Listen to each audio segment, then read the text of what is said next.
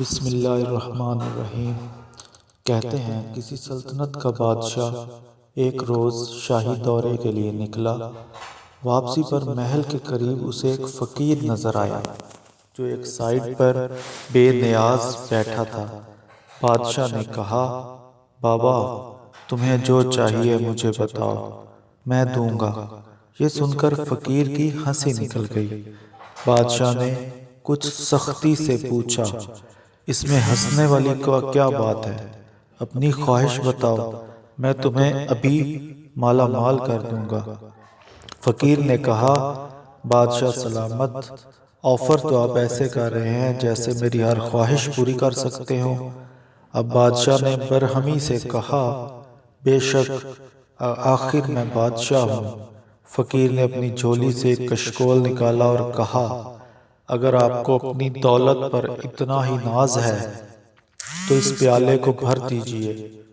بادشاہ نے حیرت سے کشکول کو دیکھا۔ وہ سیاہ رنگ کا عام سا لکڑی کا خالی پیالہ تھا۔ اس نے اشارے سے ایک وزیر کو قریب بلایا اور حکم دیا، اس پیالے کو سونے کی اشرفیوں سے بھر دو۔ یہ فقیر بھی کیا یاد کرے گا کہ کیسے سخی بادشاہ سے پالا پڑا تھا۔ وزیر نے حکم کی تعمیل کی، اشرفیوں کی تھیلی کھولی اور پیالے میں خالی کر دی۔ سونے کے سکے پیالے میں گرے اور فوراً ہی غائب ہو گئے۔ وزیر نے حیرت سے پیالے میں جھانکا، پھر ایک اور تھیلی کھولی اور پیالے میں ڈال دی۔ اس بار بھی سکے غائب ہو گئے۔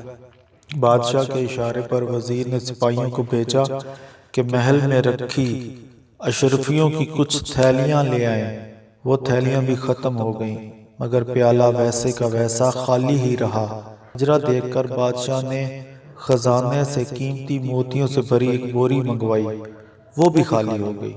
اب کی بار بادشاہ کا چہرہ سرخ ہو گیا۔ آخر اس کی عزت کا سوال تھا۔ اس نے ضدی لہجے میں وزیر سے کہا، اور بوریاں منگوا لو، جو کچھ بھی ہے اس پیالے میں ڈال دو، اسے ہر حال میں بھرنا چاہیے۔ وزیر نے ایسا ہی کیا۔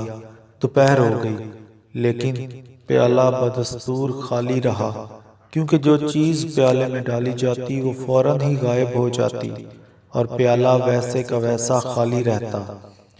آخر شام ہونے کو آئی تو بادشاہ کے چہرے پر بے بسی جھلکنے لگی۔ اس نے آگے بڑھ کر فقیر کا ہاتھ تھام لیا، نظریں جھکا کر اس سے معافی مانگی اور کہنے لگا، اے مرد درویش، اب تم ہی بتاؤ کہ اس پیالے میں ایسا کیا راز ہے جو یہ بھرتا ہی نہیں؟ فقیر نے سنجیدگی سے جواب دیا، اس میں کوئی خاص راز کی بات نہیں۔ دراصل یہ پیالہ انسانی خواہشات سے بنا ہے۔ انسان کی خواہشات کبھی پوری نہیں ہو سکتی، جتنا چاہو ڈال دو۔ خواہشات اور تمناؤں کا پیالہ ہمیشہ خالی رہتا ہے، ہمیشہ مزید کی طلب میں رہتا ہے۔ محترم قارئین، اس کہانی کے پیالے کی طرح ہماری خواہشات کا پیالہ بھی نہیں بھرتا۔ خواہشات وشز پوری کرنے کے چکر میں ہم اپنی صحت، وقت اور دولت تک گنوا بیٹھتے ہیں، لیکن ایک خواہش پوری ہوتی ہے تو چار نئی پیدا ہو چکی ہوتی ہیں۔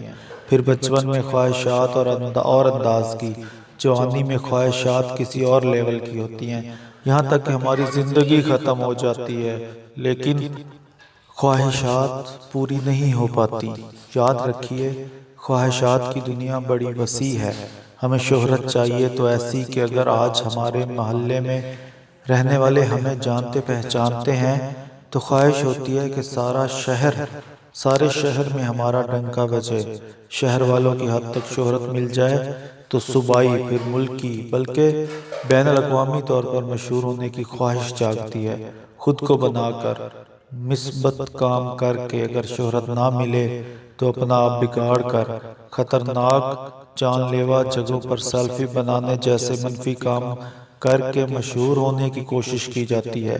اس کے لیے میڈیا اور سوشل میڈیا کا بھرپور سہارا لیا جاتا ہے اور خود کو یہ کہہ کر منا لیا جاتا ہے کہ بدنام اگر ہوں گے تو کیا نام نہ ہوگا۔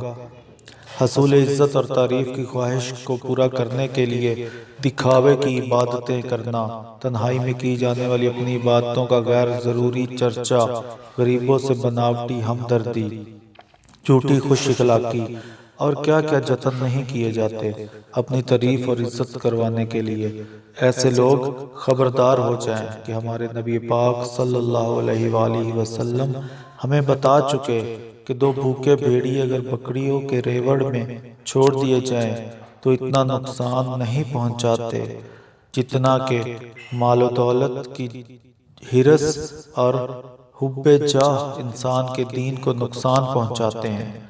دعا ہے کہ اللہ پاک ہمیں اخلاص کے ساتھ نیک اعمال کرنے اور دنیاوی و ناجائز و بے جا خواہشات سے محفوظ رکھے، آمین یا رب العالمین۔